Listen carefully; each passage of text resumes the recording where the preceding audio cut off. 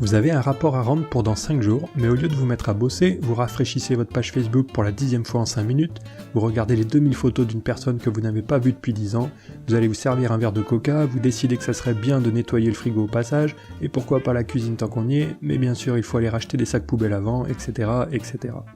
Et la situation dure jusqu'au dernier moment où vous entrez finalement dans un mode panique et vous vous mettez à bosser non-stop pendant des heures pour pondre votre rapport. 3h du mat, vous terminez crevé et avec un rapport bâclé, mais au moins vous avez quelque chose à rendre. Bref, vous procrastinez. La procrastination consiste à remettre toujours à plus tard une tâche, même lorsque l'on sait pertinemment que ça ne pourra qu'aggraver la situation. Tout le monde procrastine plus ou moins, mais 15 à 20% des gens procrastinent de façon régulière et le vivent assez mal. Vous faites votre déclaration d'impôt à l'arrache au dernier moment, vous risquez des pénalités pour avoir fait des erreurs. Vous remettez à plus tard une visite chez le médecin, ça a des conséquences directes sur votre santé. Vous annulez au dernier moment une soirée chez vos potes parce que vous avez un rapport à finir, ça affecte vos relations sociales. Mais surtout, le procrastinateur régulier se sent très mal dans sa peau. Il rate beaucoup de choses qu'il entreprend dans sa vie et passe son temps à faire des choses qui ne sont pas utiles, mais pas vraiment amusantes non plus parce qu'il culpabilise de ne pas faire les choses utiles. À la base, procrastiner peut sembler utile. Il s'agit d'éviter de faire des choses désagréables et de cueillir le jour. Et dans la nature, beaucoup de situations justifient de prendre les plaisirs tout de suite lorsqu'on ne sait pas de quoi sera fait le futur. Mais est-ce encore vrai dans nos sociétés modernes ? En plus, on est aujourd'hui inondé de stimuli plaisants. Facebook par exemple est un vrai paradis de la procrastination. Non seulement c'est rempli de choses amusantes qui vous envoient une décharge de dopamine dans le cerveau à chaque connexion, créant une forme d'addiction, mais en plus vous pouvez n'y passer que quelques secondes, en théorie bien sûr, et donc justifier d'un rapide coup d'œil à Facebook avant de vous mettre à bosser. Les scientifiques étudiant les procrastinateurs ont montré que les gens qui ont le plus de chances de procrastiner sont les gens les plus impulsifs, parce qu'ils ont moins de contrôle d'eux.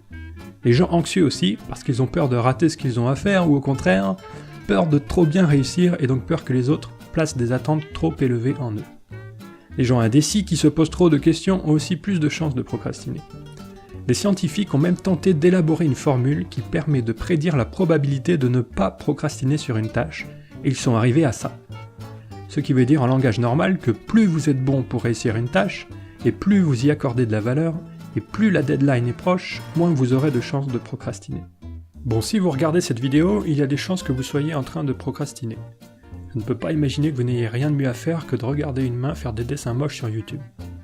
Voilà donc quelques conseils scientifiques pour moins procrastiner. Tout d'abord, lancez-vous. Par exemple, dites-vous qu'aujourd'hui, vous allez juste écrire le titre de votre rapport et choisir la police, et c'est tout. Même si ça n'est rien, ça lance la dynamique et vous allez même peut-être au final en faire plus que ce que vous aviez prévu. Ensuite, transformez le flou en liste d'étapes bien précises. Vous pouvez aussi rendre les deadlines moins lointaines artificiellement. Par exemple, des études ont montré que mettre une deadline au 30 avril plutôt qu'au 1er mai donnait l'impression que la deadline était beaucoup plus proche. Colorier tous les jours jusqu'à la deadline sur votre calendrier marche aussi, en liant dans votre esprit le jour présent et la deadline. Enfin, vous pouvez essayer de tourner la procrastination à votre avantage en faisant ce que l'on appelle de la procrastination structurée. Faites une liste des choses que vous avez à faire, classées par ordre d'importance. Puis mettez tout en haut une chose qui vous semble importante mais ne l'est pas vraiment. C'est se mentir à soi-même, mais si vous êtes un vrai procrastinateur, vous êtes bon pour ça de toute façon. Et c'est tout ce que vous avez à faire. Le procrastinateur qui sommeille en vous devrait se mettre à effectuer les tâches qu'il croit être moins importantes pour ne pas faire la tâche tout en haut, vous rendant extrêmement productif.